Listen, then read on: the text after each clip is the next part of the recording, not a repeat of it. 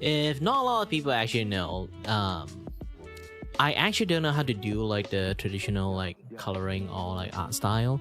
So the way I develop my art is way more on the solid side, because like, you know, when it comes to like a lot of like painterly style, they have like a lot of like flow line, this and that and stuff. As you kind of like notice, most of my line is actually very hyper solid. The reason for that is because I can't draw. And I'm not kidding about I can't draw part. You looking at this right now, you'll be like, holy shit, you cannot draw? You tell me that? Actually, I'm not drawing. The entire process of this thing, I can show it in the time lapse. The entire process of this thing right now is like I just randomly draw a shape and then do a further, you know, a further like sketch. And after I finish like the sketch, you can see that it's not even like a full solid art. And then I start carving them piece by piece into it and turning this thing into an art piece. You can see I did not draw them. I'm literally just like, you know, do sculpting, add plaster, remove plaster, add plaster, remove plasters, just keep on add stuff onto it until I have like a form and shape. And then even when I'm coloring, I am still using this method, the colors. Like the most thing I did is just add a little bit of gradient and stuff. Done. Like you can see in this part, it's just later on I just do a little bit of blob and then do some inking, and then not inking, it's more like, you know, blurring, and then add some gradient. Done. This is my work now. What you're seeing, that this is the work. That's how I did things.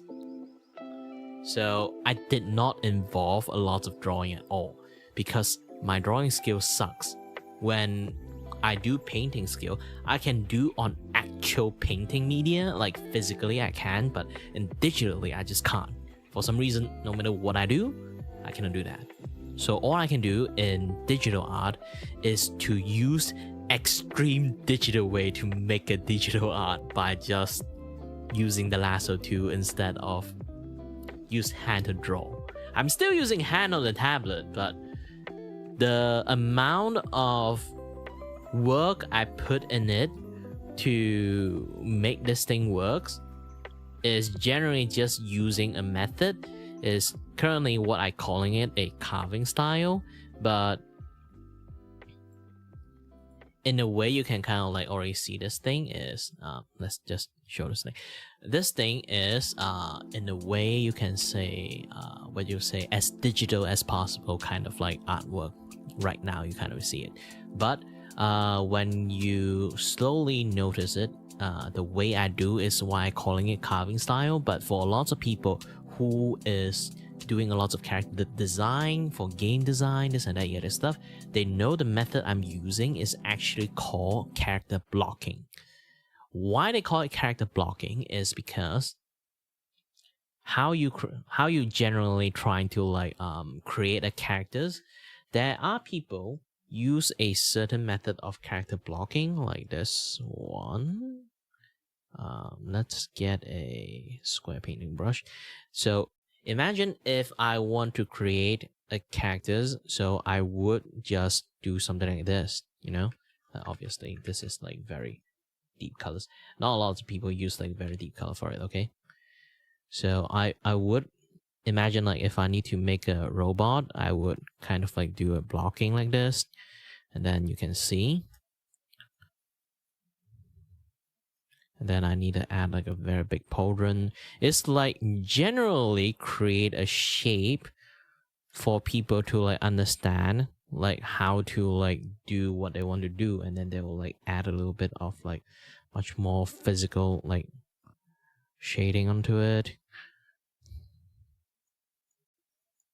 and then try to like separate like quite a lot of stuff. And then yeah, this is like general like blocking when it comes to things like this. So this is how people do character design. and stuff. I did it in a very wrong way. But generally it's like this. They just putting up shape and find the flow. And then later on they will like know like what to do with the arm, something arm like here, here, like things like this. You add a little bit of wiring. This is much more solid. This one is a much more blendy brush, so it doesn't really work really well. And there are people who actually going to use blocking in a much more solid way, like I say again, like this one. So this kind of like instant lasso tool can do similar stuff. A lot of people does it like this too, obviously.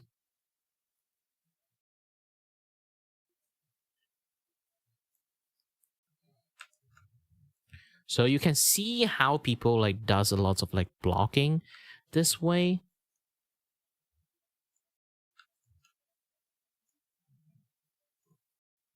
So how normally people like do a lot of like character design, they will do it this way.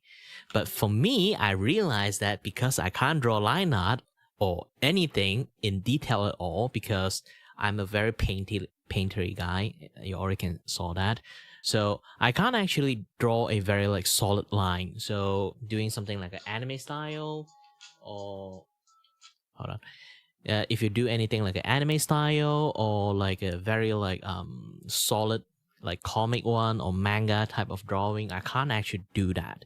So this is like in a way I use it to compensate. It's like to draw like a face like this, and then like using that face, and then I can add whatever things I want. So when it comes to this, I would be like, oh, this is the face. Okay, now I got a facial shape. And then I'll be like, I don't want this face to be that sharp, so I can just erase it bit by bit, adding a little bit more. So now you can see like the face has become much more rounder. So it's basically is to create a shape and then like edit the flow. If you guys don't know what when I say edit the flow, it's very easy to say it in a way that is like animations. Normally this is like an animation lingo. It's like if you want to do a animations that, you know, they're preparing like imagine a guy that doing bowling, he doing that bowling pose, or like someone doing some jumping pose or something like that. So someone did that bowling pose. So how do we study a flow? You can study a flow of the movement by saying like the flow of the movement is here, and then the board. This is like the limb movement is like they're going to be there, but the body movement is going to be here.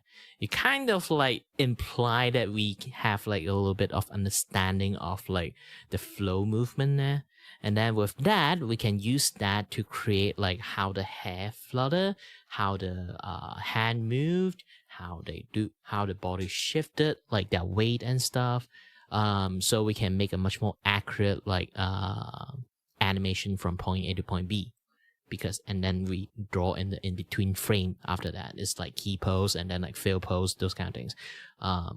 Generally is how we does thing. I'm actually implement quite a lot of like different idea into one thing and then created this thing, because like I actually legitimately teach my friends to do this type of drawing, but a lot of people end up failing. The only one that actually can do it properly is like I say, he's a character designer, so he do a lot of blocking stuff, so he somewhat can do it, but end up still like have a lot of like very difficult time to actually do this. And then my music stopped. Hold on a little bit. Let me.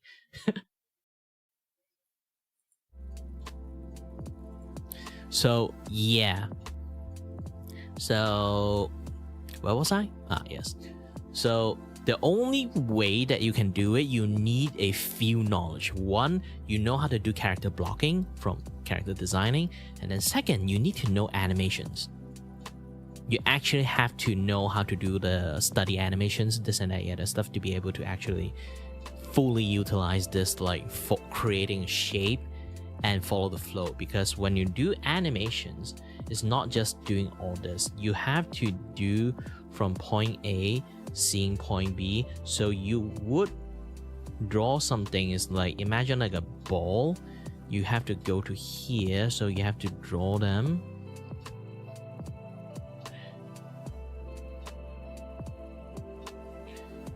The ball and thing, and then go to a ball shape.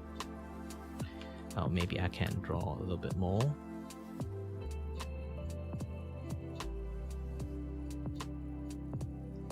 So you can see this. I need to draw. Imagine you have to draw like smearing and like stretching, all those kind of things. But at the end, you have to draw it in a way that still maintain the volume of the shape, because you can stretch however you want. But the problem is when you stretch it, imagine like I stretch my face. I just pinch my face and stretch it. No matter how far I can like pull it out, it's like there's a limit of like maintain the volume. The more I pull out, the thinner like the line is going to be. Too bad my face seems chubby. Is actually very solid. I can't really pull it. But yeah, it's like that. It's like you just imagine like how Luffy just like pull his face out. Generally that doesn't actually function that much. Even how much you want to exaggerate it, you can like do it in a way that is like still maintain the shape and physical shape of the body, and then the volume of the body is like, even though you add a little bit there or lose a little bit there, it's still somewhat judging to the eye, is still there. So long as you understand that particular part, you can actually do this carving style quite easily, because you understand the volume. So no matter what angle you draw that person's, you know the flow. Like imagine like the hair. You look at my hair right now, it's like the flow of my hair. You know how to clump it. You know how to flow the flow from point A to point B. So when you do like carving, losing lots of informations, you still kind of like can see the informations when you removing the informations. So you can form a general shape on a lot of different like part, and then you can further add on more and more detail into it afterward. You can see like this sleeve I create here, I just randomly draw a blob of circle, carve them out, another blob of circle, carve them out, another blob of circle, and then carve them out. If you guys don't know what I just said about that particular part, again, let's see this. You can see in this arm here, when I'm doing it, I basically just draw a blob of circles and just draw one and on top, like remove it, and draw another circle on top of it and removed it, and draw another circle on top of it and remove, like hollow it out and do another one. It's basically something like similar to that one. And looking at all this process, you can kind of like more or less low-key understand what I'm talking about right now. So yeah, this is like how I do my carving style. So if anyone want to become an apprentice, just watch all this, watch this particular part, I guess. Maybe I can like you know, just make like a very like long-winded clip that I just talk about all this thing. But generally, if you do, you will understand. But if you don't understand, means you're just starting to drawing. Learn the basic first before you want to learn the style. To be honest, like I say again, you need to learn quite a lot of like high-level stuff to actually mix and match together to turn this into something. So yeah, welcome to Kiray Vacuo TED Talk about how to do carving style.